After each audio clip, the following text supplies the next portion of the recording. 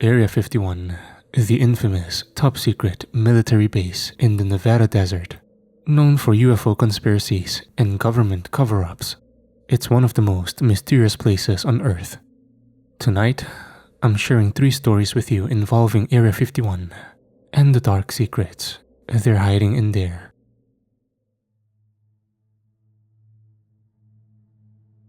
Area 51 is an Air Force base that tests experimental aircraft. It has been well known for alien conspiracies and government secrets for decades.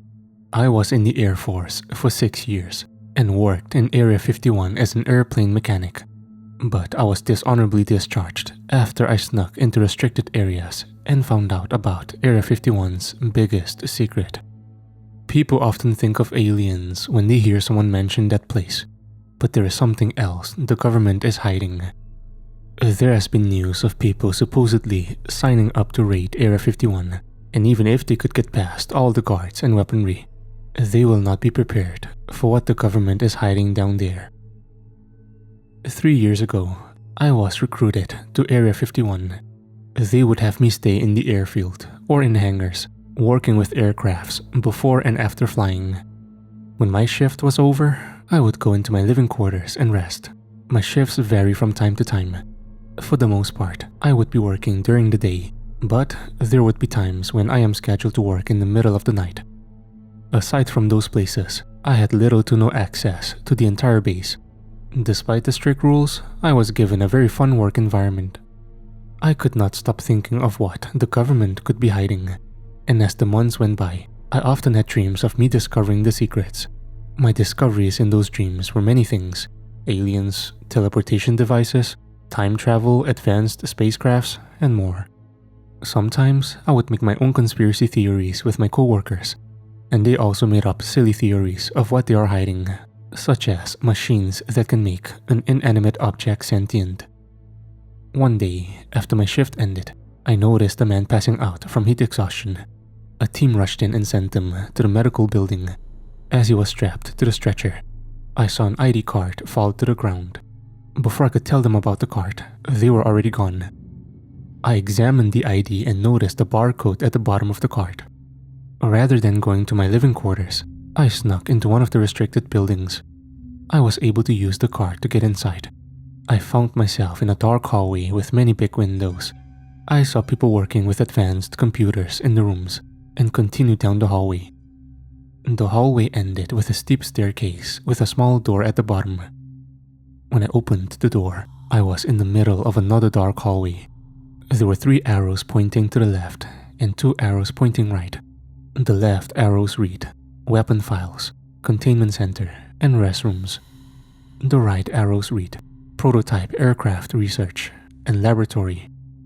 The Containment Center caught my attention, and it made me curious. I walked to the containment center, and I was surprised to find that it was just a small storage. At first, there wasn't much in the room.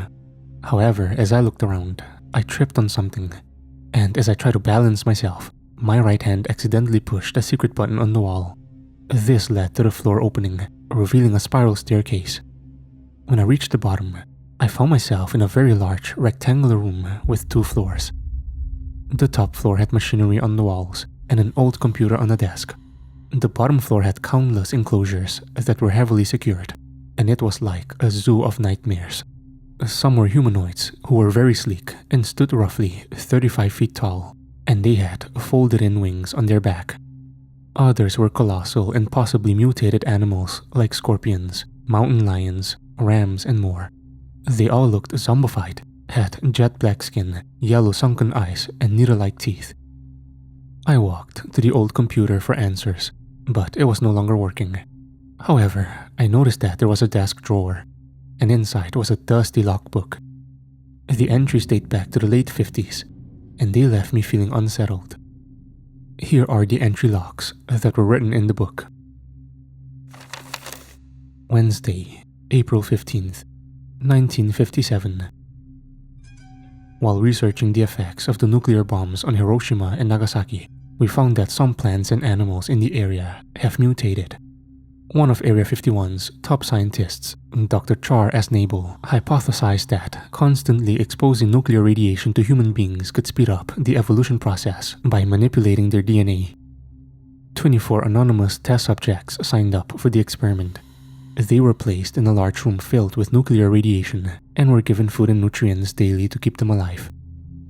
It has been 12 hours since the experiment began, and nothing out of the ordinary has occurred. Thursday, April 17th, 1957. Test subjects began to show signs of high-level radiation poisoning, and they have started to lose all their hair.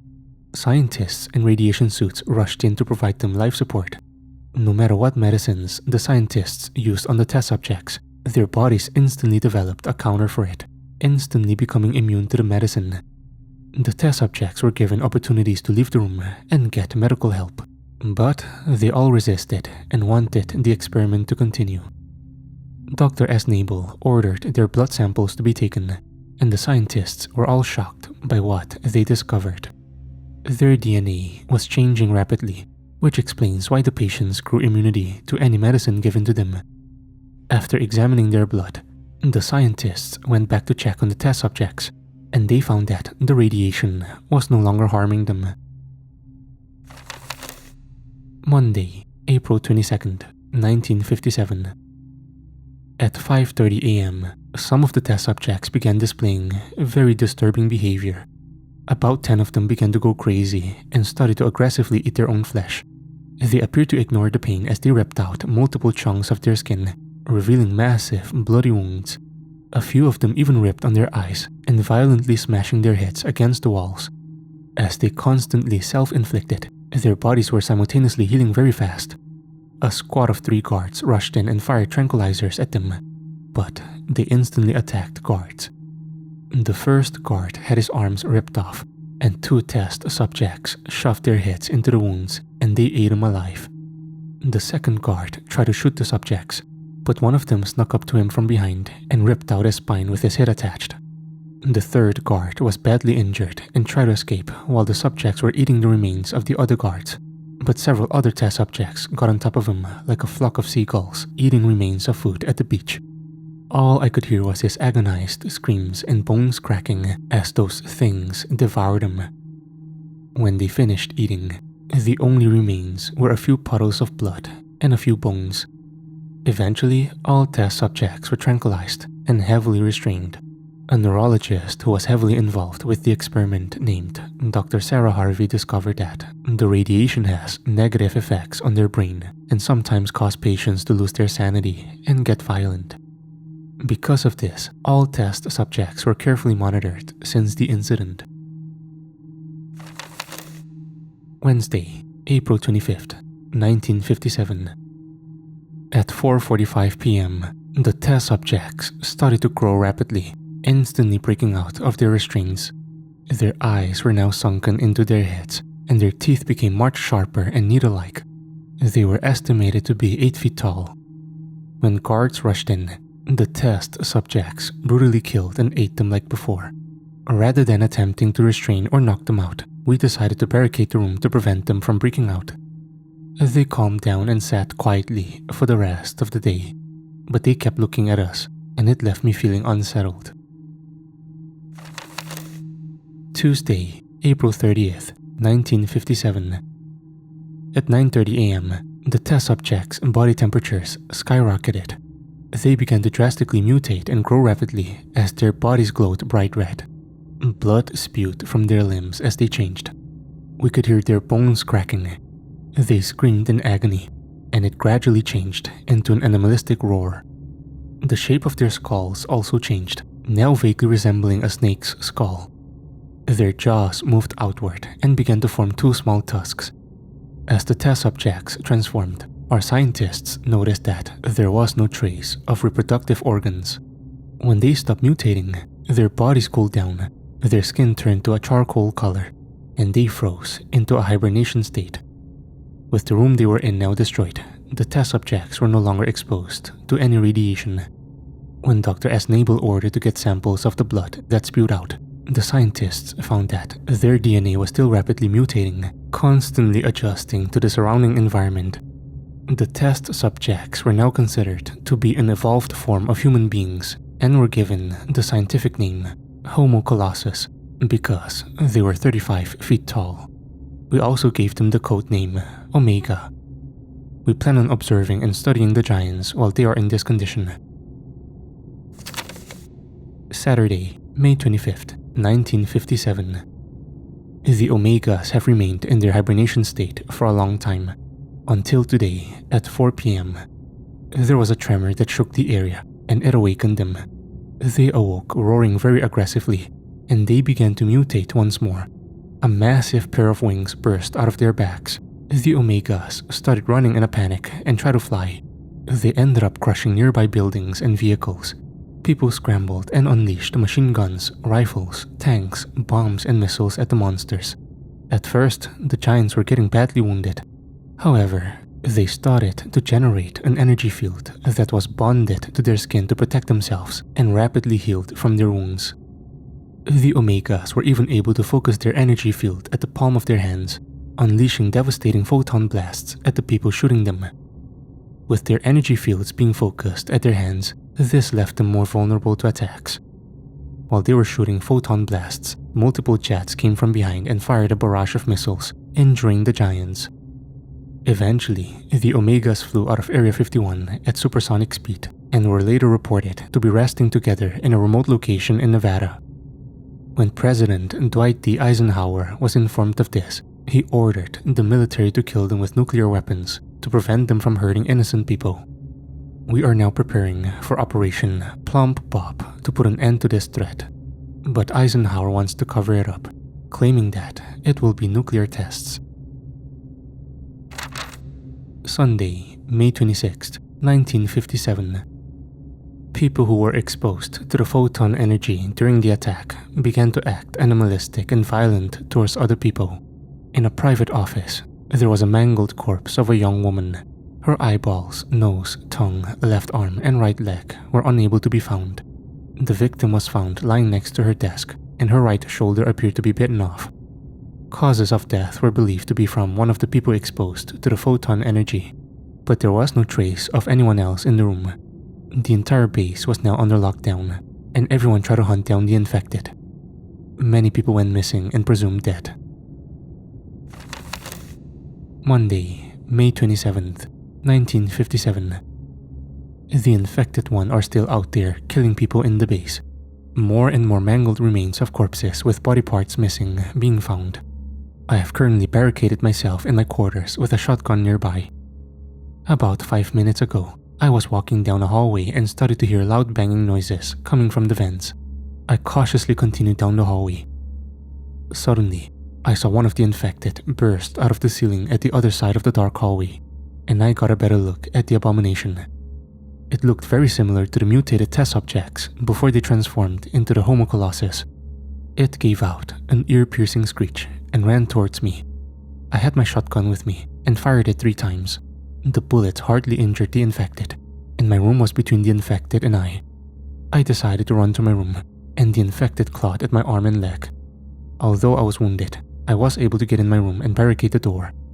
The infected slammed on the door, giving out several shrieks, and then I heard it walk away through the corridor. We're supposed to use a nuclear weapon on those Omegas tomorrow, but we still got those things running around the base. Tuesday, May 28, 1957. Operation Plump Bop has officially begun. I was in the medical building when a report came in that a nuclear bomb was dropped directly on top of the Omegas, and it successfully destroyed them. However, when a convoy of troops investigated the bomb site, they were overrun by infected animals in the area. Like the infected and the test subjects we have had in our base, they had jet black skin, oversized, had sunken eyes, and were downright aggressive. The weapons the soldiers used had little effect on them because they had photon energy fields like the Omegas. Luckily, the convoy had a special gas with them that they had used to put infected into an unconscious state. Later that day, multiple specimens were sent to Area 51 for research. Sunday, June 2nd, 1957. All of the infected humans in the facility transformed into Omegas and burst out of the buildings. Luckily, none of them were near the medical facility I'm currently in. There were far less casualties than the first outbreak because the military was able to lure them outside the base and they bombed them with the gas used on the other infected. When the Omegas fell unconscious, scientists took samples of their blood and compared it to the other infected creatures. If an infected organism dies, this bacteria would become airborne. If another organism gets in contact, they would become infected and drastically mutate. The bacteria would completely take over the organism, and it would steal memories from the host as well as memories from previous hosts. We named this bacteria the Zenith parasite, or ZP for short. These things must be contained in Area 51. If any ZP-infected organisms leave the facility, they could infect all life on Earth. These things may be even more dangerous than nuclear weapons. Tuesday, June 4th, 1957. Now that I am fully recovered from that attack, I was discharged from the medical facility. I was able to get a closer look at the ZP organisms. I found that they built massive enclosures with walls of titanium 20 feet thick. The enclosures were heavily monitored, and the glass used had an artificially made energy field to prevent the creatures from escaping. I have had enough of this place. Too many crazy things have happened in the last few months. I will be leaving this facility for good, but I was told not to tell anyone of what Area 51 is hiding, and I will be leaving this journal in the base. Shortly after I finished reading the log entries, a small earthquake hit the base. I went under a desk to take cover, and I heard glass cracking nearby. When it was over, I walked to the enclosures and found a big crack on the glass as well as a small hole. Inside was a dead Homo colossus, and I saw an orange mist coming out of the body. I ran out in terror, and then a security guard caught me. As I headed towards the spiral staircase, as I was being handcuffed, I noticed the orange mist going into a rat in the distance.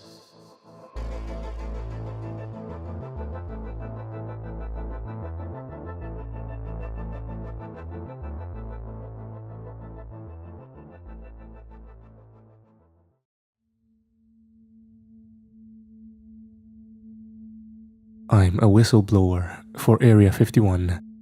The truth about us is far more terrifying than anything you can imagine. I started working there shortly after the storming incident of 2019, but not in the way you might expect. I wasn't hired because of my scientific prowess or anything like that. I wasn't even given an interview.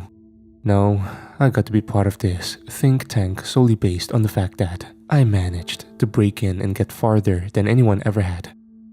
At the time, I wasn't even considered a scientist, and maybe I'm not one now. My field of studies was much more pedestrian.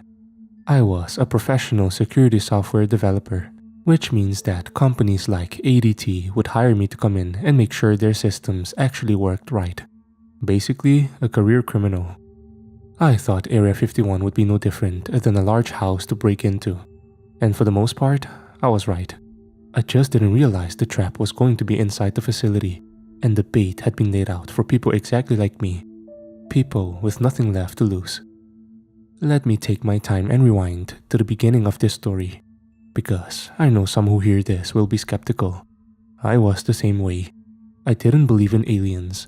I always assumed places like Area 51 were a smokescreen. I wish I had a bigger imagination so I could have guessed what the real nightmare was. I can still remember how the air smelled that day. It was dark and dry. There were hardly any clouds that night. I was expecting a larger crowd, to be honest, but from where I kept hidden, I had a pretty good view of a guardhouse. There were 10 people standing nearby, shouting for the armed soldiers to let them in.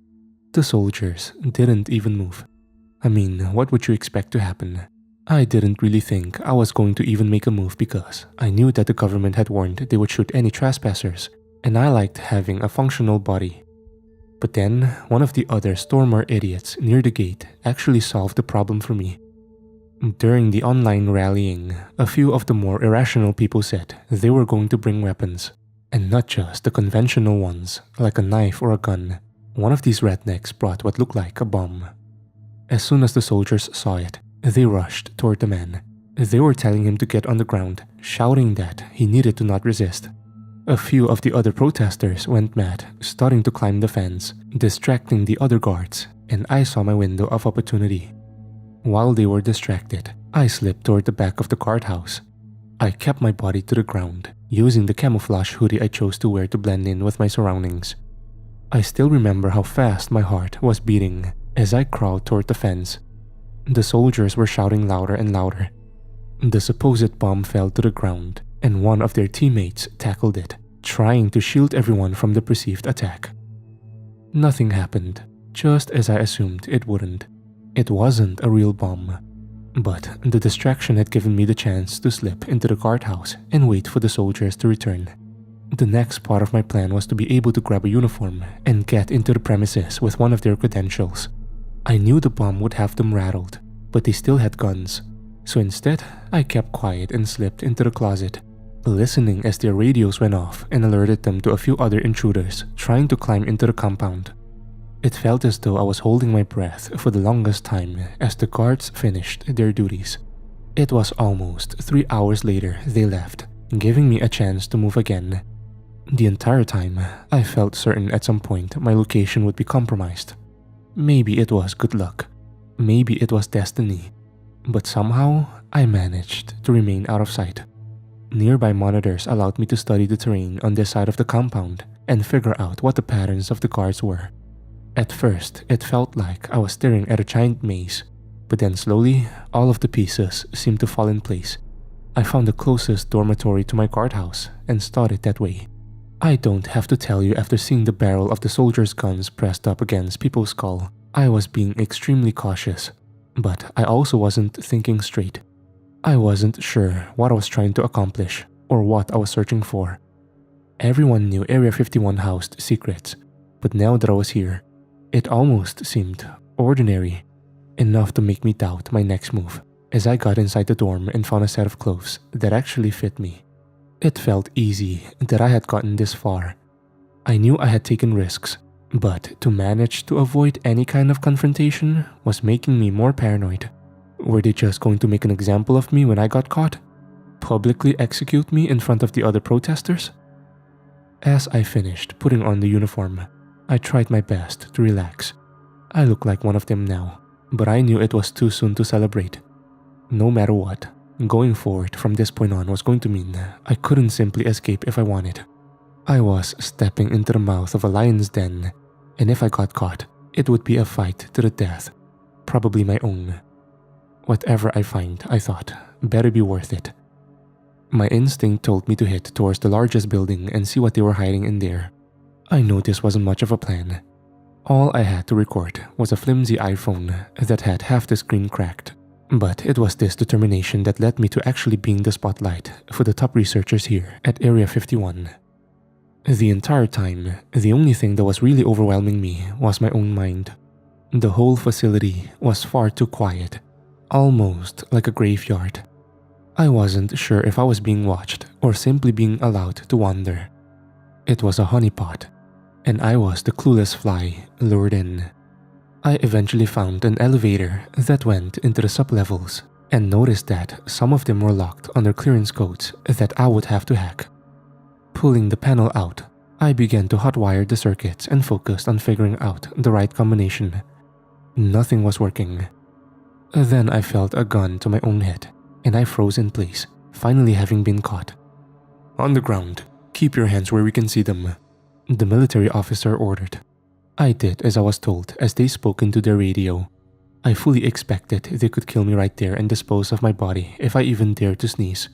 Instead, a bag was placed over my head, and I was told to march. About 10 minutes later, down a very dank corridor, I was placed in a holding room with the bag still over my head. I need to piss, I told the soldier as they tied my hands and pushed me to the wall. Soil yourself, idiot. I don't have time to play your babysitter. The commander will be handling you personally. They snapped back as they hit me in the gut with the butt of their rifle, causing me to hunch over in pain. That was only the beginning of my suffering. They placed me in a solitary cell and stripped me of my clothes. Then they doused me with chemicals and started to bleach my fingertips and eventually scraped them off. What the hell are you doing? I shouted, but none of them ever gave me a response. I just prayed it would end soon and they would just knock me unconscious. About a few hours later, I was taken within one of the highest security level rooms down that same elevator I had tried to hack, supposedly to interrogate another person that attempted to storm the place. When I got to the room, I saw how that went. Their corpse was on the floor with a bullet in their skull, and one of the top dogs told me to sit and then lock the door behind them. I got the distinct impression we were alone and that no one outside was even monitoring our conversation. That either meant I was about to die or find out what the hell they wanted from me. I prayed it was the latter option because, as badly as they had treated me, I still had the will to live. Mighty brave to risk your software company for a silly prank, the commander sneered. At first, after having been able to sneak around the facility for most of the night without being caught, I thought they were bluffing. But to prove their point, the man passed me photocopies of my driver's license and even a still image of my house. It was also extremely brave of you to come this far when you have people you care about, the general told me. I wanted to say that I didn't care about the people in the picture, but I knew that would sound selfish. Everything so far about my behavior had been brazen, and I didn't want to test my limits. I bit my lip, studying his demeanor.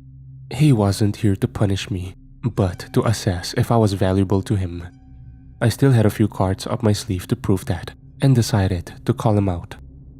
What do you want from someone like me? I asked him evenly. You'll catch on quick. Consider your success to getting within this facility as an interview. You are the only one to have made it this far, they told me. An interview? What does that mean? We have hundreds of researchers and scientists working here daily to make our country a safer place, but no one like you, someone that can think outside the box. In short, you're a grifter, and you know how to get to things that no one else can, the general responded. I suppose I should be flattered, but somehow I feel threatened and scolded. Not to mention I was battered and assaulted already. I was doing my best to match his tone, but the honest truth was I didn't know for sure if he would decide to end my days right there and then. You came to find answers to the universe, to understand what it is about Area 51 that makes it so special. I'll make you a deal. Come work for us and find out, and you get to walk away from this trespassing with your life. Are you saying I can't leave unless I agree to join you? I'm saying you won't be leaving either way. You'll be in a body bag or stay in that uniform. Your choice. The tension I felt in the air was so palpable. I was trying my best to not look nervous. It's a bluff. You would have already shot me dead if you thought I was of no use to you, I argued. I think you might fail to understand that you have no power here. Let me make things clearer for you. The general gestured for two soldiers to bring in another man with a bag over their head.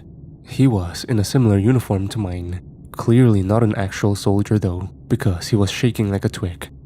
When they pulled the bag off their face, I found myself staring at an exact doppelganger of myself.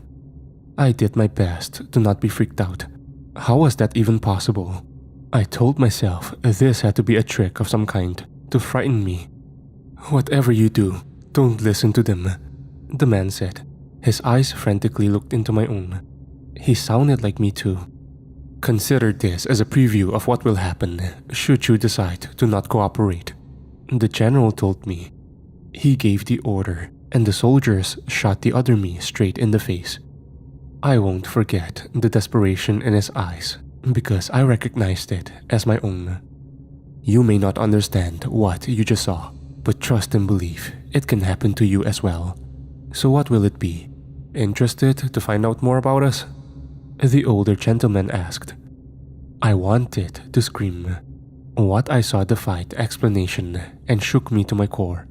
It changed everything I thought I understood. I kept my mouth shut and agreed to their demands, letting them give me quarters and warm food. My mind was reeling as they walked me down the corridor, guns on both sides of me. All of this felt as though it had been a huge setup.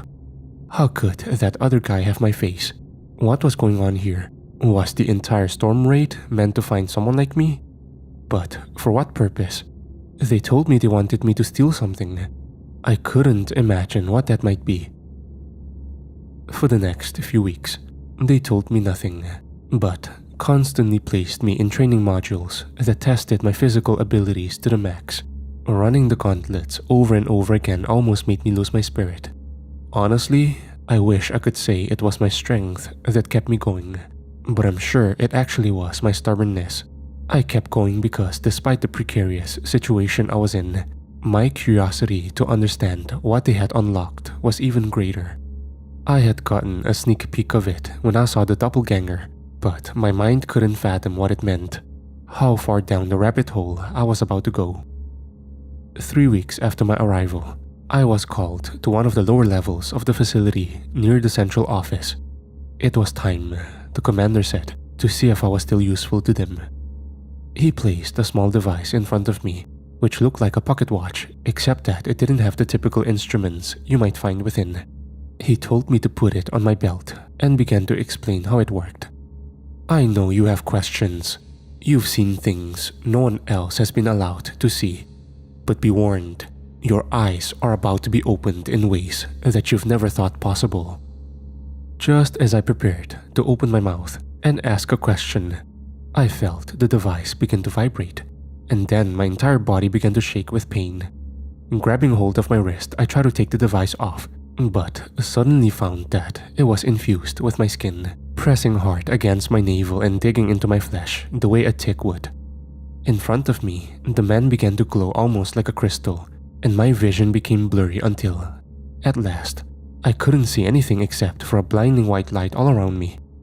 The pain reached a crescendo as I fell to the floor screaming and writhing and shaking and vomiting, begging for it to stop. Then, the white light began to spin and fall at the same time, until at last, all I heard was a deafening whistle in my ear. I don't really know how long I lay there. It felt like my body was going to explode at any moment. But when I opened my eyes, I found that the general was gone and the room was seemingly abandoned. It looked bleaker than before, drab and colorless. The chair he'd been sitting in was now covered in cobweb and black mold, and the desk looked like it would fall apart just from the simplest push. I stood up, trying to get my bearings and shouting all kinds of crude things to whoever was listening. But all I heard was the sound of my own voice. Moving towards the door, I got a better look at my surroundings, realizing that the rest of the facility also looked just as abandoned as this room. My footprints made impressions in the dust as I walked out, trying to understand exactly what they had just done to me. In the next room, I found dilapidated equipment, computers that looked like they hadn't been turned on in centuries, along with more cobwebs, dust, decay everywhere I looked, overgrowth and foliage, the room squeezing out every last bit of life that might have existed there. If I didn't know any better, I would have thought that the room was exactly as where I've been standing only moments earlier. But something was different besides the decay. I felt an eerie, uneasy feeling creep into my body. As I pushed the old equipment aside and moved on to the next room, everything was familiar, and yet at the same time, it was different. Darker, covered in scars and sores. The facility hadn't been used in years, and yet I was certain that no time had passed. Finally, I found an exit that would allow me to go outside and see what it became of the world around me. Although I had already expected to see more destruction and chaos, I found an explanation. The sky was a crimson red with swirling clouds that looked like they were made of dragons and snakes, each one battling each other as endless lightning cascaded back and forth. The ground was cracked, covered with carcasses almost everywhere I could see, and insects crawled in and out of holes and orifices that resembled the back of a toad. I knew this was supposed to be the ground I was walking upon. This was the Earth. And yet, not the one I was familiar with. It was a hellscape world overrun with nightmares everywhere I looked. All I saw was death and decay. And on the horizon, a strange wave of flames shimmering towards the facility. It wasn't a mirage, nor was it a natural phenomenon. It was almost studying me, aware of my presence, and ready to swallow me up as I stepped forward towards the rocky soil and try to figure out what this place was.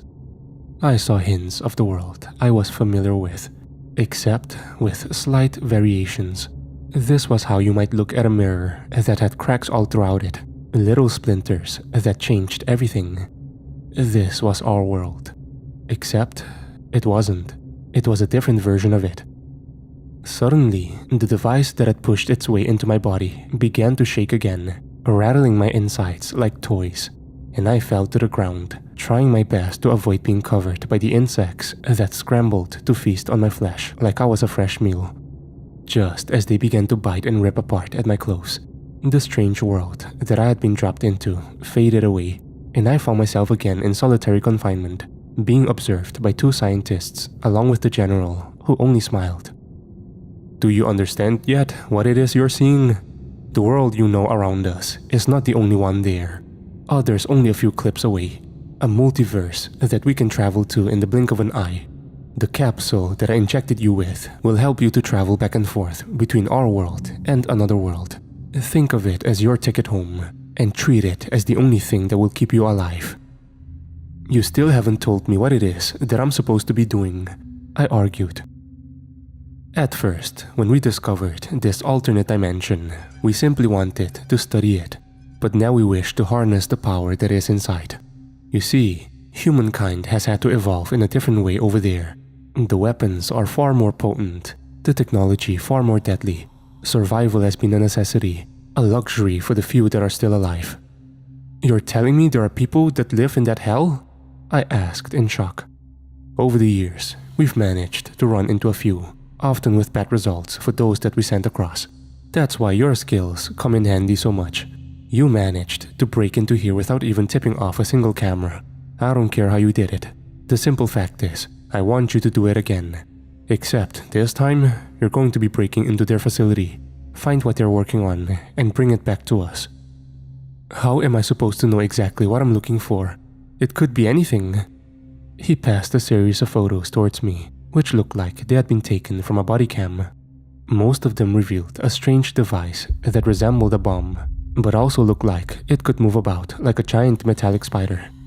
Like I said, you're not the first one that's been crossed over, and you probably won't be the last if you can further our development of this weapon to help us to prepare for the war to come. Then those that you care about will be suitably compensated should you not make it out alive. I don't have any reassurance that you'll do anything you say. You've already proven to me that you'll kill me if I disagree. How can I be sure you're really going to take care of my family? I asked evenly. We could simply shoot and kill you if you would prefer, the general asked angrily. I want full access to your files, with the ability to send them off-site in the event of my death. That way I know that even if something happens to me, at least the truth will get out. Done, and we'll even sign a blank check for your family. I was shocked to hear that he was so eager to agree with my demands, and I wondered why this technology was so valuable to them. What was it that I was about to unleash on our world, and would bringing it here change the course of our history to become more like that nightmarish place I had escaped from? One more thing. In the event that I wouldn't be able to bring it back on my own, do you have any contacts in the other world that you can trust that can help us? Our last set of operatives that managed to find an enclave where they settled in and waged an ongoing cold war with the humans there, or mutants as we call them. We have an estimated 6 on the ground, so you get to be lucky number 7. Now get some rest, eat, shower. This will be your last night on a peaceful planet Earth for quite some time. Sleep was actually the last thing on my mind as I laid down in my cot. Every time I closed my eyes, I either saw that blood-red sky or felt the millions of insects crawling over me, swarming inside my body. It amazed me to think that anyone could survive in a place like that. But I promised myself that I would find a way out of this mess, just like I always did. The key was to play along and live long enough to figure out what this parallel heist was truly all about. In the morning, they informed me that I would be given coordinates closer to the Enclave. Now that my body had traveled through the dimension one time, it would be easier to pinpoint where I would land. The test we were performing yesterday was to make certain that your molecular structure could handle the crossover. Now that we see your body has not split apart or combusted, you should be able to travel freely. However, if you experience any strange symptoms or feel your skin begin to burn or shake uncontrollably, you should attempt to return to the portal as quickly as possible, because it might be that the particles within the other world are breaking down your cellular structure, and it could cause a dimensional explosion. It's only happened once before, and it was not a pretty sight. Isn't there something I can take to make sure that doesn't happen? I mean, you have an entire battalion of soldiers over there. How are they surviving? Rest assured, we will do everything possible to make sure that your body stays in one piece, monitoring you from here. But you do need to worry about them. They have adapted in ways that you probably couldn't, to put it mildly. Now, do you have everything good to go? The scientist asked. I told him I did, and I was led into the next room, where once again, all of my senses were shut off, starting with my sight. The darkness covered me like a shroud, seeping into my veins as the device activated, and I felt myself move across dimensions once again.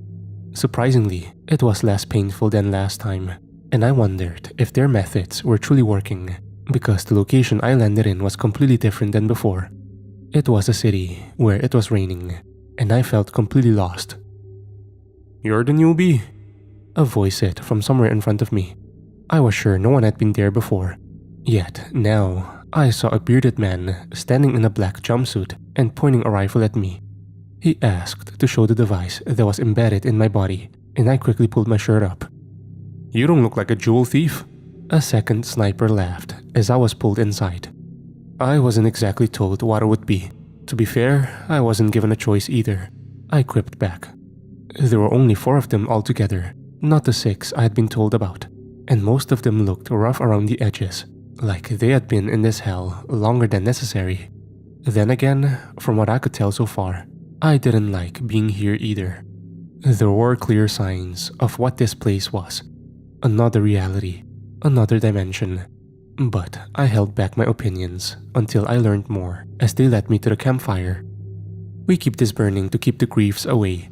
Ever play Minecraft? Well, night here is just as deadly, and it's always night. A girl about my age commented. She was missing an eye. I chose to not ask how that happened. "How long have you been here?" I decided to ask instead, causing one of the men to snicker and remark. "Long enough, rookie.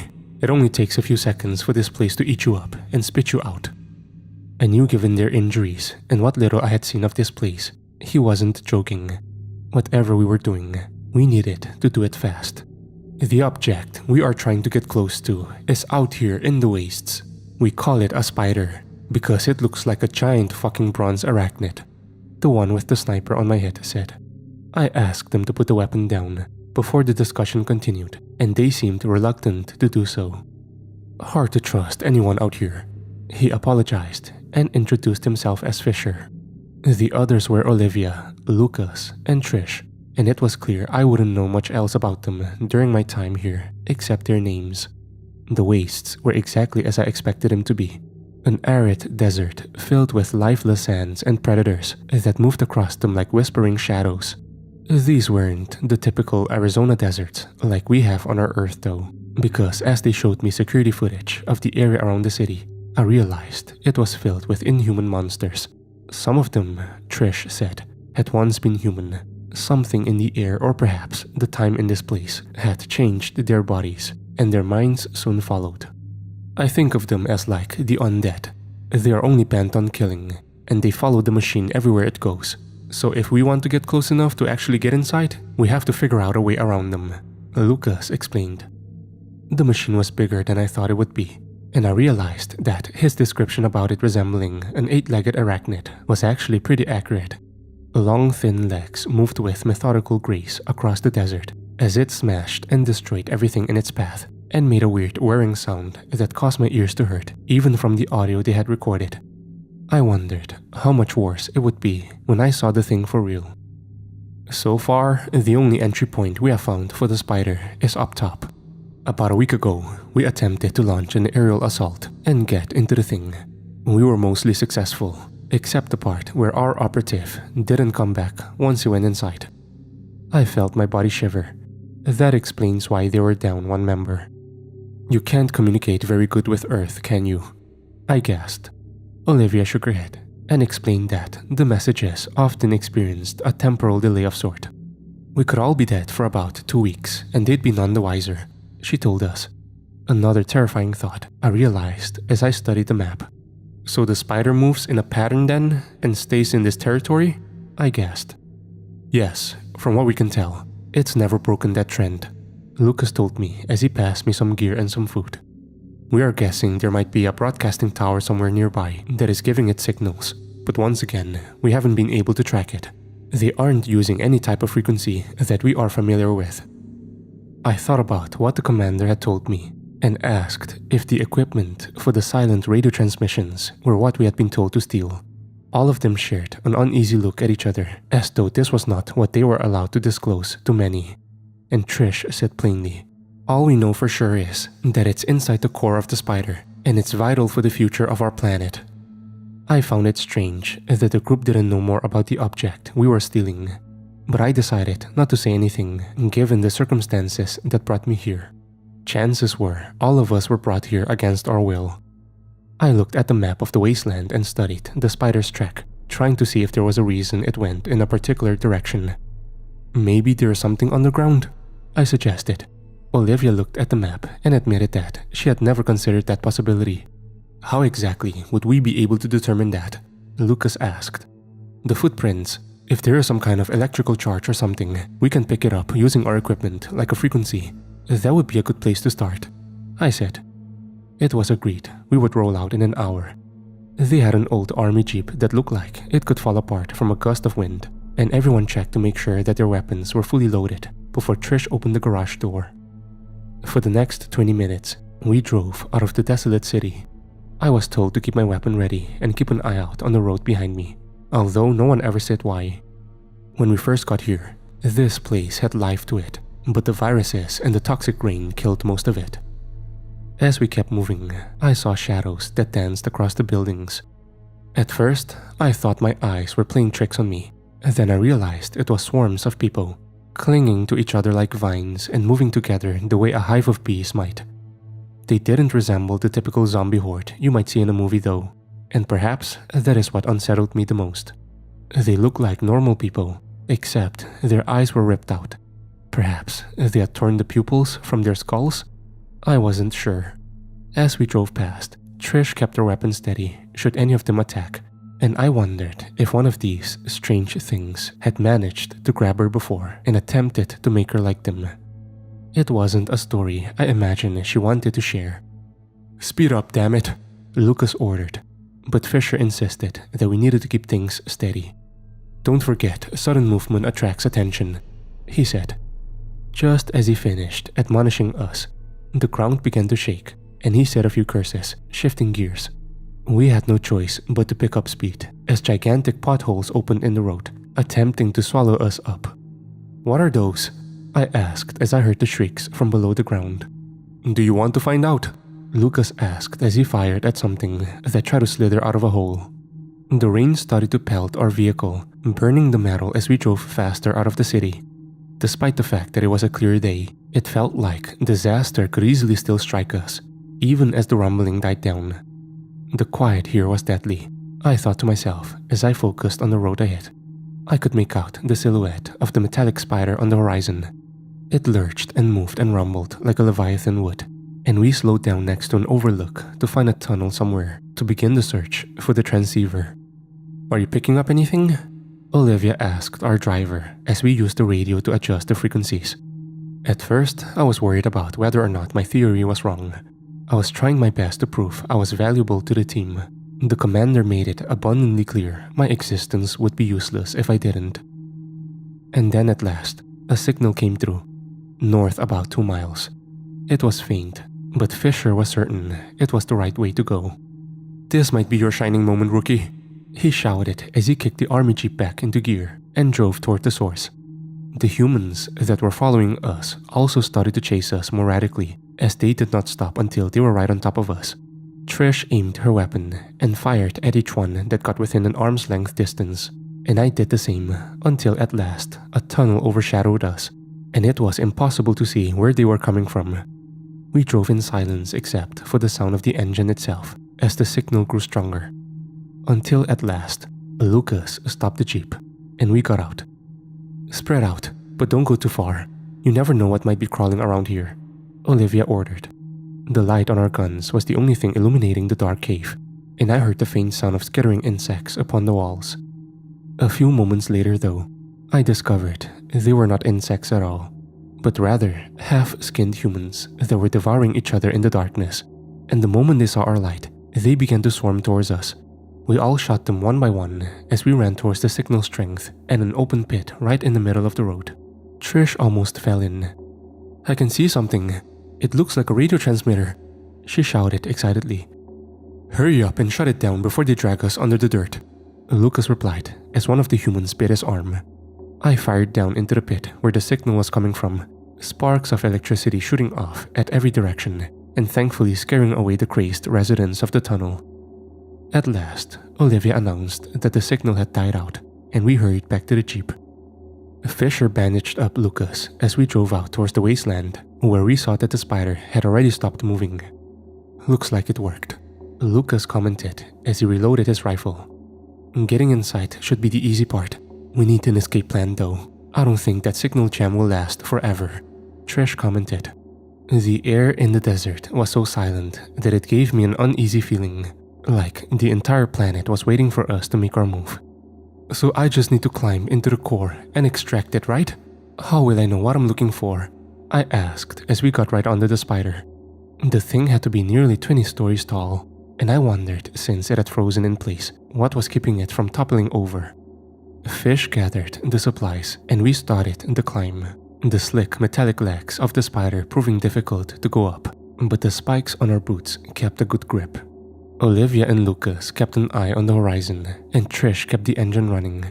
I heard the crackle of lightning across the sky as we reached the top of the metallic beast, and I looked out toward the city. It occurred to me that we were likely near this dimension's version of Las Vegas, and the city skyline confirmed it, meaning this desert was likely where Area 51 should have been. Had those tunnels been the same one that I was led through by the commander back on our Earth? Was there a connection? I had no time for any of those questions, because Fisher insisted we needed to climb into the open chasm at the top of the spider. All I saw was darkness, but I could hear the faint sound of breathing. It had never occurred to me that this strange metallic creature might be somehow alive. We dropped down into the belly of the beast, and Fisher tapped his headlamp, showing all around us a strange mixture of circuitry and flesh. "What is all this?" I asked. From what little we were able to extract via data ports, there was some point in this world's history where artificial intelligence and fleshy biological life mixed together. It seems likely that the humans who were alive at the time thought it was the only way to survive the apocalypse, Fisher said as we pushed through the wet mesh. Their cure became a plague and ultimately destroyed all life here, I gasped, recalling what we had seen in the city. Ever since then, the army had us extracting tech they feel is valuable. This is just another item in a long list that keeps us from being forgotten about. Or eliminated, he said bitterly. We reached the core a few moments later, and I held back a gasp. There amid the darkness and the entanglement of cords and throbbing flesh, I saw what was once a human body. Fisher made the sign of the cross and said this was their other team member. "Seems exposure to the spider can do some nasty things. Let's make sure that doesn't happen to us," he said as we searched for the correct processor to extract. "Everything looks the same." I stopped when my headlamp caught the edge of a small black box, the kind you might find within an airplane, and read what was on the side of it. "Property of the US Army." "Fisher, I think this is it," I said as he got the tools ready. We heard the spider make a groan, and we knew it would be on the move soon. "Looks like it. That's weird though. It's like this black box is from our Earth. How did it get here? Why do they want it back? We can find out when we get out of here, I said as we cut away at the flesh and heard the spider groan and shake. Then, the intestinal chambers nearby opened and shrieked, and Fisher found himself caught in one. "Shit, don't move, I can get you out," I said as it started to pull him in. "Get the thing out of here, don't worry about me," he growled, pushing me away. "Are you insane? If I leave you here, you'll die," I snapped back. "Rookie, I was dead a long time before I ever set foot in this hell. Go now, the others depend on that thing." I hesitated as the spider made more noise, and I saw the undulating flesh begin to close in on me. I apologized to him one final time as I hurried up the side of the makeshift wall, listening to him scream as the spider began to digest him. I stood there on the edge of its head as the giant metallic beast moved again. I saw Trish driving alongside it, and Lucas was firing at humans that were attempting to climb up its side. I would have to jump to make it off alive. The wind rustled through my hair, and I said a prayer as I clutched the black box and slid down the closest leg. I heard the others shout my name, and I was sure I would probably break something. Maybe I have extremely good luck, but somehow I was in the Jeep with barely a scratch on me. Lucas looked at the black box as we drove away, and he seemed equally confused by the price. "Whoa, hold on. Why are we stealing something that belongs to the government we work for?"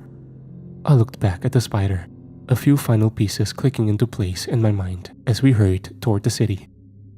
"I think Area 51 built that spider and sent it here to destroy this world." "That makes no sense. Why would they kill another Earth?" Olivia asked. We said nothing as we drove back to the base, but the more I thought about it, the more uncomfortable I became with returning the black box. "What if we just destroy it?" I asked. "Then the goons at Area 51 will kill all of us," Trish pointed out as she aimed her rifle at me and added, "We've worked too hard for months just for you to come and play the self-righteous hero." I reluctantly passed it to them as Lucas made contact, and she added that the people who died trying to get this would want them to finish the job. Maybe he's right. Maybe there is something more to this that we don't understand. We've been told that this is vital to the future of our world, but why is it that this device destroyed this world? What are they not telling us? Lucas asked. Trish scoffed as she finished inputting the coordinates for home. "I think we all know what happens if we become insubordinate. All of us are disposable. And whatever this is, if we don't return it, they'll just hire another crew who will." "We could run. This device opens portals to other dimensions, right? Who's to say we have to use it to go home?" I asked and looked to the others to see if maybe they would join my side. Everything in my body told me that something was wrong. Before anyone could make up their mind, the portal back to our world opened, and gunfire erupted into the base. The people I had barely spent time with were dead on the floor, and I was about to be next as the commander entered, when I grabbed the black box and fumbled an excuse to keep my head on my shoulders. "I can work for you and keep doing this," I shouted as a soldier pushed me to my knees. I was sure I would die in that moment. Maybe I should have died. The commander told him to wait and looked at me callously. "And what is it that you think we do? You're sending teams to other dimensions and lying to them to get data back on weapons that you send out to kill other dimensions. But you'll need someone as an insider to make sure the mission goes your way," I said, waiting to see if he valued keeping me alive for another moment or not. "You want to live simply to watch as we destroy all other universes?" the commander asked. "If it means we survive, that's all that matters," I lied. And that's how I became an operative for this shit show, and how I've learned what Area 51 really is. I've crossed many dimensions since then, sometimes even to ones that are more like home than I care to admit. Our government is slowly poisoning and killing them all, one by one, and I meet new people, and some of them become my friends. I watch as most of them die. The ones that don't are like me, spies that make sure our operation goes as planned. I tell myself this is to keep our dimension safe, but I have no idea. I will gather all the information I can until I know the answers, I tell myself. That was years ago, and since then, I have seen things that should have driven me insane. Perhaps I am. After all, the people I have killed and the universes I've seen die, I think any rational thought is long gone. The worlds I've been to all bear scars from what we've done to them, and I know I bear some responsibility. I wonder if I gave it enough time, eventually my feelings would go numb, and it wouldn't bother me anymore to see the pile of dead bodies that I trampled over just to appease my masters. But that isn't true. Every face of every person that has gone through to the other side had seen what has happened to the worlds that are just like ours is burned in my memory, especially the ones I had to kill. I think what bothers me the most is the fact that we are the one destroying these Earths, tearing them apart limb by limb, and turning them into dark hollow shells of what was once a vibrant, beautiful dimension. The commander claimed the only way for our world to stay alive is by defeating the other ones we're at war with, and we will always be at war, and the only thing that matters is if we win. In the meantime, I'm sending this transmission out to anyone who was like me, bold and ambitious, and wanted to learn the secrets of Area 51. I'm telling you to please stay away. It's not worth it. The things I have seen, the things I've done. Fisher was right. I died a long time ago. Now I just watch as one by one, more worlds do the same. And I imagine somewhere out there are infinite versions of myself choking for air, losing their sanity, and slowly dying. One day, it will be my turn to do the same. And until then, I keep running.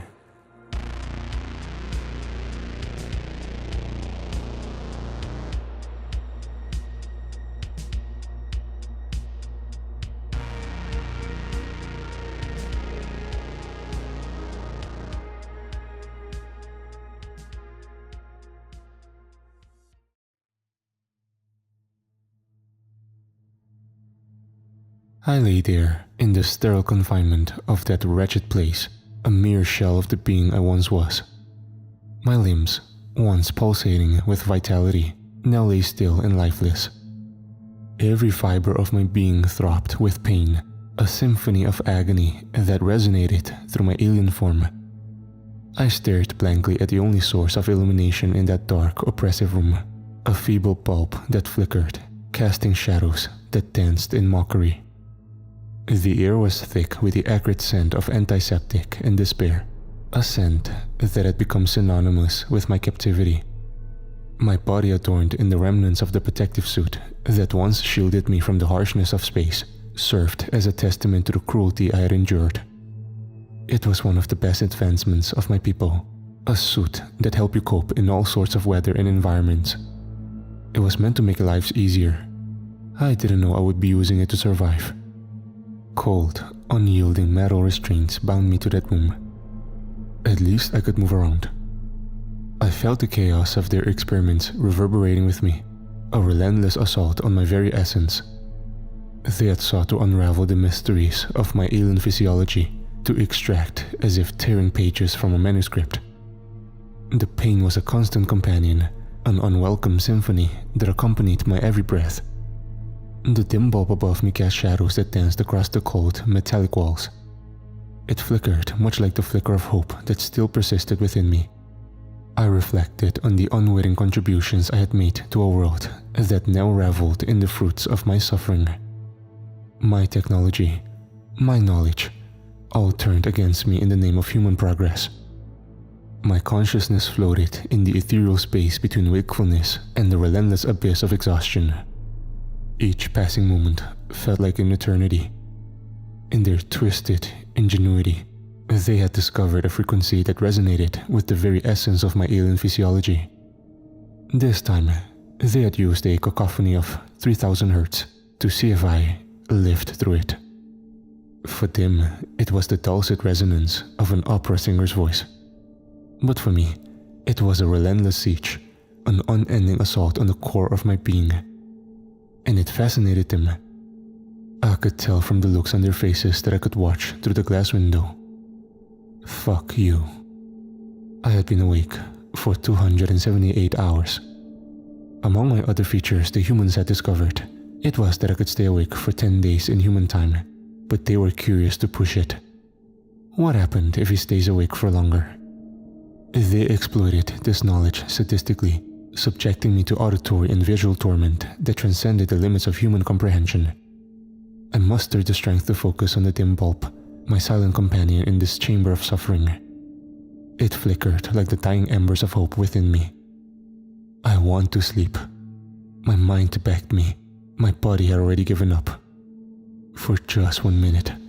Just 1 minute. I whispered to the dim bulb, my plea a feeble attempt to negotiate with the silent sentinel that oversaw my suffering. With a labored breath, I closed my eyes. I was falling asleep. A fleeting sense of relief teased my senses. Just as I felt my body light and my mind drifting off, a symphony of cruelty erupted. The room roared with the same infernal frequency, and a blinding array of lights, brighter and more piercing than anything I'd endured before, flickered on and off. The darkness I sought was banished, replaced by an onslaught of sensory assault. My eyes snapped open, and the world exploded into a kaleidoscope of searing brightness. I convulsed with an indescribable agony. The dim bulb, once a flickering companion, was lost in the overwhelming blaze of luminescence. "I just wanted a moment of peace," I screamed, my voice echoing through the metallic confines of the chamber. I don't know how long I was screaming out in pain. I only stopped when there was nothing coming out of my throat. No voice, because I had used everything in me. In the aftermath of my unintended arrival on Earth, I found myself in the remnants of my once proud starship. It wasn't the smoothest of landings, and there are several reasons for that. Anyhow, I didn't recognize where I was, but I knew it was the wrong place because I had landed too early. With a touch, the console sprang to life. "Where am I?" I queried, my alien tongue resonating through the console. The AI, a sentient amalgamation of data and consciousness, responded with a pulsating hum. "You are on Earth in the region known as Wales." It intoned in a melodic cadence. "Coordinates 52.88475 minus 3.37928. Earth, a name echoing through the cosmos, but unknown to my extraterrestrial heritage. Seeking more clarity, I pressed further. "What is this place, and how far is it from my home?" The console AI, its responses measured and precise, conveyed information that defied the laws of temporal comprehension. Earth is a terrestrial planet within the Milky Way galaxy, situated approximately 621 light-years from your designated origin. A profound silence enveloped me as I processed the inconceivable revelation. My home planet, a distant beacon in the cosmos, was now a temporal chasm away. 621 light-years? I murmured, a disconcerting realization settling upon me. What a small planet. Indeed. Would you like me to install Earth languages into you? The AI offered. Yes, I think that would be great, because it'll take me a while to get my ship back up and running. The console AI, a silent witness to the cosmic ballet, became my guide through the intricate dance of space-time manipulation. English, huh? It sounds funny. With a sense of profound curiosity, I turned my attention back to the console AI, seeking to unravel the mysteries of the temporal anomaly in which I found myself entangled. "How old is the civilization that populates this Earth?" I inquired. The console AI, a repository of cosmic knowledge, responded with an almost dispassionate hum. "The Earth has witnessed the rise of a sentient species known as humans. The current stage of their civilization is dated at approximately 20th century Earth time. However, the emergence of human civilization spans back thousands of Earth years, characterized by a journey from primitive societies to the complexities of their current state." Primitive societies? I echoed, a tinge of incredulity in my voice. The console AI continued its dispassionate narrative, projecting holographic images of humanity's humble beginnings. "They are still primitive compared to the other civilizations in space, all of which are far ahead with their advancements and technology. The humans lived in small communities, relying on rudimentary tools and forging a symbiotic relationship with the Earth's bounty. The evolution of their cognitive capacities gradually paved the way for the development of complex social structures, agricultural practices, and the eventual emergence of advanced civilizations. Despite their progress, humans remain in the nascent stages of cosmic understanding, their technological advancements barely scratching the surface of the universe's vast complexities. What about right now? What's happening on Earth? I do not have sufficient information, but the surrounding area has been affected by a fungus that destroys elm trees. How long before my ship has fuel for the ride back? I asked the AI. Our ships were designed to harvest hydrogen from anywhere we were and convert it into fuel. It was very easy and convenient because it meant no matter where we were, we could always return home. The only downside was that it took a bit of time depending on the environment of the planet. 56 days in human time. Interesting. I might as well help out while I'm waiting for the ship to recover the fuel. In the subterranean confines of the Owyn Mountains, I immersed myself in the study of the insidious fungus that wrought havoc upon Earth's elms, Dutch elm disease. I found a cave and used my stuff from the ship to transform it into my clandestine laboratory. The fungus, a microscopic adversary responsible for the demise of majestic elms, became the focal point of my research. My advanced medical knowledge, gleaned from years of serving as a medical officer on my home planet, intersected with the primitive understanding of Earth's scientific community. With each passing day, I meticulously analyzed the genetic makeup of the fungus, deciphering its intricate code that orchestrated devastation. As my research progressed, I identified key vulnerabilities within the fungus's structure.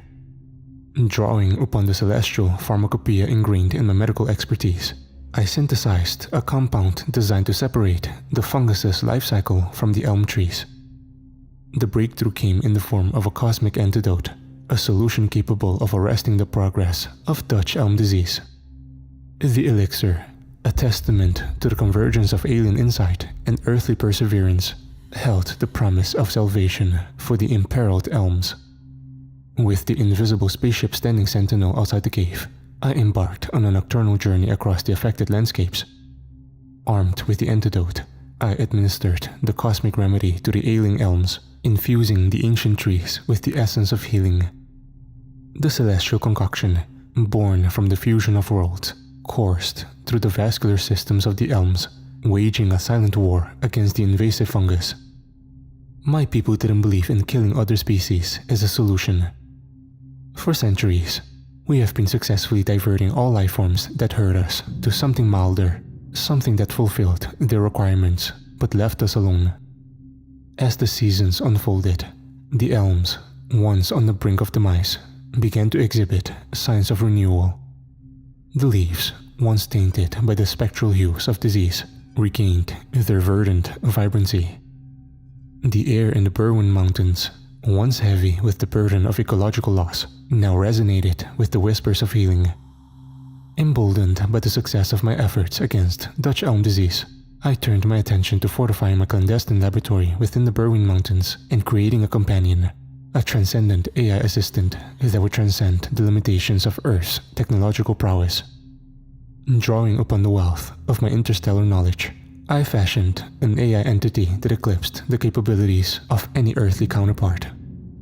The AI, unlike anything Earth had encountered, operated as an omnipotent presence within the cave. It responded to my voice, deciphering the complexities of my alien language and adapting to the nuances of terrestrial communication. This AI companion, a counterpart to the primitive, voice-activated technologies of 1974 Earth, surpassed the boundaries of contemporary understanding. I made sure the AI could never initiate any hostile action during the installation and development. "Friend," I intoned, my alien language resonating through the cavern. The AI, a luminous manifestation of cosmic intelligence, hummed to life. Analyzed the ecological impact of the antidote on the elms, monitored the fungal regression, and assessed the symbiotic restoration of the forest. In response, the AI projected holographic displays depicting real-time data on the elm's resurgence. It assimilated vast pools of information, weaving intricate narratives of ecological recovery. The cave, once a refuge for cosmic research, transformed into a hub where the past and future coexisted in a symphony of environmental reclamation. Beyond its scientific acumen, the AI became the orchestrator of my laboratory. It regulated the invisible spaceship's cloaking mechanisms, ensuring our concealment within the Berwyn Mountains. Friend, initiate the atmospheric purifiers. I commanded, and the AI seamlessly engaged the advanced environmental systems that maintained the delicate balance within the cave. This time, the purpose was far more intricate. I endeavored to harness the latent energies within the mountain to conduct an experiment in temporal resonance. The cave, with its unique geological composition, served as an ideal testing ground. My goal was to synchronize the pulsations of the mountain with the rhythms of the cosmos, unlocking temporal frequencies that bridge the gap between the present and the veiled tapestries of time. Maybe I could find a quicker way of going back home. As the pulsations reverberated through the subterranean passages, they inadvertently emanated beyond the confines of the Berwyn Mountains. Unbeknownst to me, humans on the outskirts detected these anomalous signals. Scientists and amateur astronomers alike were captivated by the unexplained pulses that permeated their instruments. News of the mysterious signals reached far and wide, captivating the imagination of both the scientific community and the general public. Conspiracy theories proliferated, blending tales of extraterrestrial communication with earthly folklore. Telescopes turned towards the Berwyn Mountains, seeking to unravel the enigma encapsulated within the pulses that had breached the cosmic veil. I, consumed by my temporal experiment, remained oblivious to the terrestrial stir my actions had caused. The cave, now a confluence of cosmic research and temporal exploration, became an inadvertent beacon in the vast tapestry of the unknown. In the dead of night, the silence of the mountains was shattered by the cacophony of military machinery. Soldiers, armed with earthly weapons and driven by the fear of the unknown, surrounded the concealed entrance to the cave. The invisible spaceship, normally a sentinel in silent repose, now faced the imminent threat of discovery. As I delved into the intricacies of temporal resonance within the cave, oblivious to the approaching threat, the military executed a coordinated ambush with full force. The entrance to the cave, my refuge and laboratory, echoed with several blasts, and I saw smoke followed by an ominous clatter of boots and the mechanical hum of machines. Before I could react, the military descended upon the cave with a relentless determination. Armed forces, faces obscured by tactical gear, seized the moment to confront the extraterrestrial enigma within their midst. The temporal experiment, interrupted in its delicate dance, cast shadows of uncertainty across the walls of the cave. As the military surrounded the cave entrance, floodlights piercing the darkness and weapons trained in my direction, a commanding voice broke through the tense silence. "Identify yourself!" In the stark illumination, I emerged from the depths of the cave, my alien form exposed to the scrutiny of earthly eyes. The soldiers, faces obscured by tactical gear, awaited my response with a mixture of apprehension and readiness. With a measured calmness, I spoke in English. "I am Zarnak, a voyager from the distant star system of Zelion Prime." The soldiers exchanged wary glances, uncertain of how to interpret the extraterrestrial encounter. The commanding officer, undeterred, pressed for further clarification. "Zarnak, what is your purpose here? What are you doing in this cave?" "I am a medical officer from Zelion Prime," I explained, the weight of cosmic knowledge evident in my voice. "I sought refuge on Earth after a navigational malfunction led to my unintended arrival. My presence here is one of scientific exploration and, until this moment, peaceful coexistence." The soldiers, caught between the unknown and the perceived threat, maintained their vigilant stance. I saw one of the men point a gun at me, but it looked funny. I was stupid to be distracted, trying to understand what it was, when several electric meshes came out of it and wrapped me. Huh? I could see electricity flowing through it, but what were they trying to achieve? "What the f... Go up, increase the voltage right now." Before I could turn around or react, electric shocks coursed through my body, bringing me down to my knees. My entire body shook, and it was a pain I hadn't experienced before. I lost consciousness soon after. I am damn sure they shot me again with a higher voltage. The military convoy, a procession of armored vehicles, wound its way through the night-shrouded landscape. The invisible spaceship, now in tow and stripped of its extraterrestrial cloak, added an otherworldly dimension to the terrestrial caravan. As we approached the facility, the imposing structure rose like a monolith, a manifestation of Earth's readiness to contain the unknown. I, Zarnak, found myself escorted from the Berwyn Mountains to what the humans euphemistically refer to as a facility. But it was no more than a prison for me. Area 51. That's what they called it. Area 51 sprawled across the desolate landscape like a cosmic secret embedded in the Nevada desert based on the knowledge I had gathered about Earth in my short time. Its perimeter was shrouded in secrecy, with towering fences crowned by spirals of razor wire, standing as vigilant sentinels against prying eyes. Guard towers loomed at strategic intervals, their watchful gaze scanning the vast expanse that concealed the facility's hidden depths. The entrance, an unassuming gateway, belied the labyrinthine complexities that awaited within. As the gates swung open, revealing the muted hues of the Nevada desert, they also unveiled the threshold to a realm where cosmic mysteries and human curiosity converged. Inside, the facility's architecture mirrored the enigma it housed. Bunkered structures, seemingly indistinguishable from the arid surroundings, housed laboratories veiled in the shadows of classified research. Underground passages, cloaked in secrecy, burrowed beneath the surface, a subterranean realm where the extraterrestrial and terrestrial intersected. High-tech surveillance systems, their lenses trained on every inch of the compound, surveyed the alien presence with an unrelenting gaze.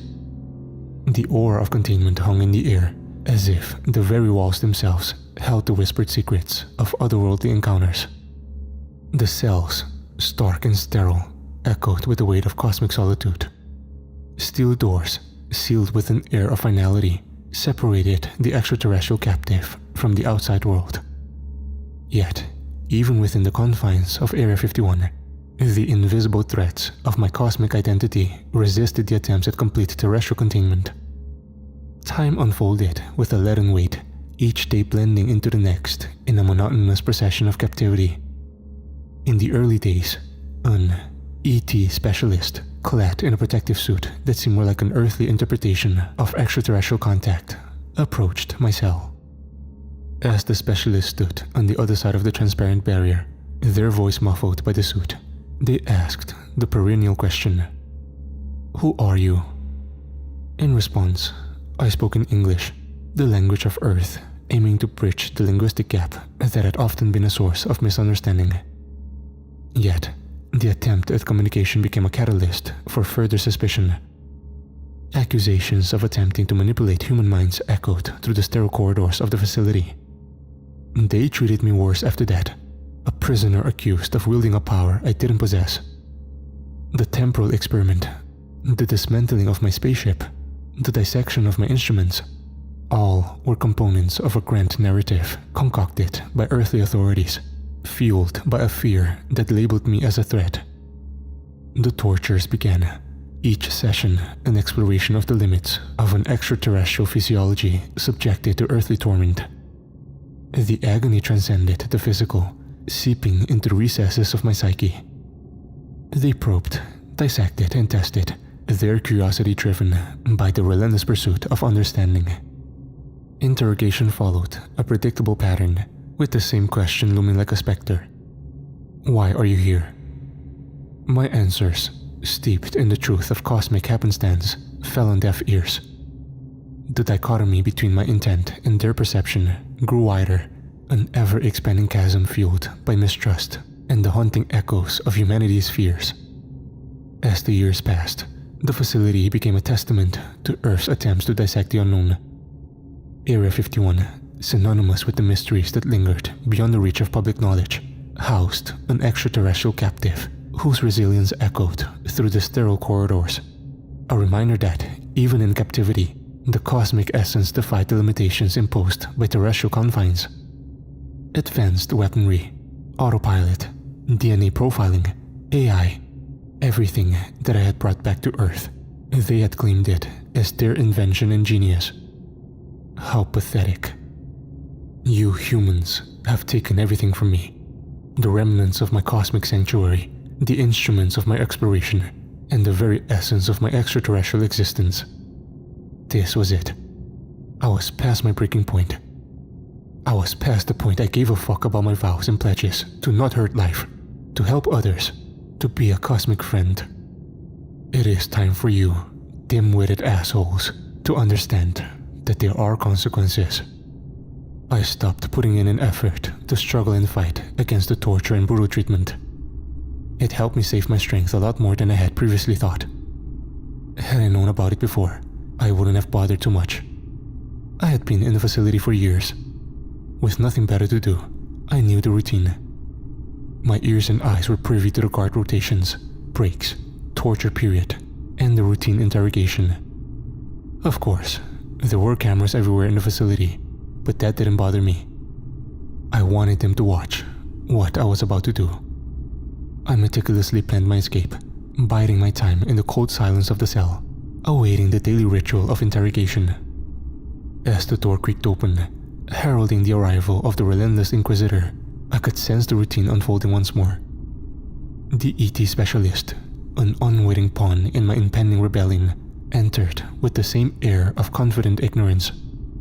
I initiated the conversation this time. The seeker of extraterrestrial truths graces me with his presence again. Do you enjoy our little chats, specialist? Or do you just revel in the sound of your own futile questions? I could tell it caught the person off guard, but this was just the start. I'm calling him an idiot from now on in my story because specialist my ass. The idiot scoffed. Save your banter, alien. You're not getting under my skin. I was honest with him. I'm bored of your questions. I don't get why you ask the same questions every day. But then again, if I think about it, you humans are very, very stupid. I can't imagine being one. As the specialist leaned in, arrogance emanating like a palpable aura, I seized the opportunity. With a sudden burst of agility, I lunged at him, catching him off guard, my chains rattling as I extended and used them to my advantage. I wrangled his neck by layering the chain over it and then pulling it to tighten the grip. The idiot tried to yell, but I reached into his pockets, hoping to find the metal key to my freedom.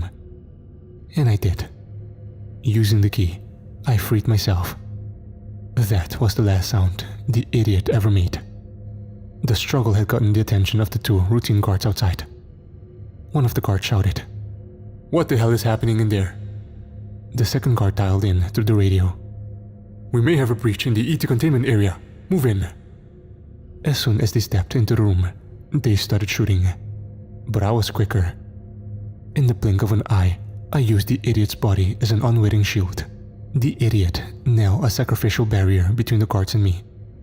The bullets meant for me found their mark in their comrade, his body collapsing in a gruesome display.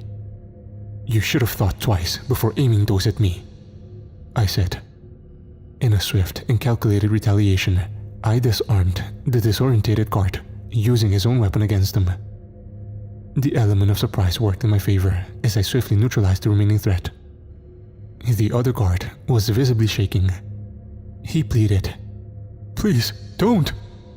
Your kind has shown me no mercy." The room fell silent as I fired a few bullets towards the other guard. I scavenged their weapons, the tools of their aggression now in the hands of the one they sought to subjugate. The path to freedom lay ahead, and I, Zarnak, an alien scorned, moved through the sterile corridors of Area 51 with purpose. The escape from this earthly prison had begun, and the echoes of defiance reverberated in every step I took. Alarms started to blare in the building, but it only fueled me. I had no interactions with humans before openly, so I only just then found out that I could move a lot faster than those dimwits. As I reached the perimeter fence, the invisible spaceship, stripped of its extraterrestrial cloak, awaited its moment of liberation. At least, they couldn't understand how to disassemble my ship without destroying it. Gotta give them points for that. As soon as I stepped into my spaceship, a very familiar voice warmed my heart. "Welcome back. We are ready to launch." Thank you, friend. I pressed a few buttons on my console, and before long, I was already in space, making my way away from Earth. You must be wondering why I didn't plan my escape earlier. I honestly wonder about that too. It makes me mad that I didn't. But the only rational explanation is that I became stupid living with fucking dumb people. Or maybe it was because I hadn't reached my breaking point yet. Or perhaps I still held hope that you would let me go and apologize.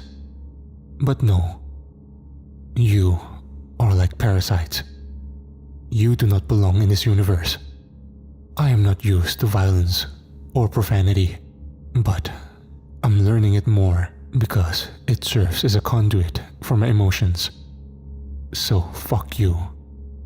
Let me remind you of my vow to make you realize your actions have consequences. Let me leave one act of kindness to you humans. I am not going back home. I am not staying on Earth. But I am designing a beacon that will land in the middle of the Earth and beckon my people to come armed with our weapons and give you just a little taste of what you did to me all these years. Having spent some years with the best of your kind, I am so damn confident that there is absolutely nothing you can make that will protect you from my wrath. Better spend as much time as you can with your loved ones.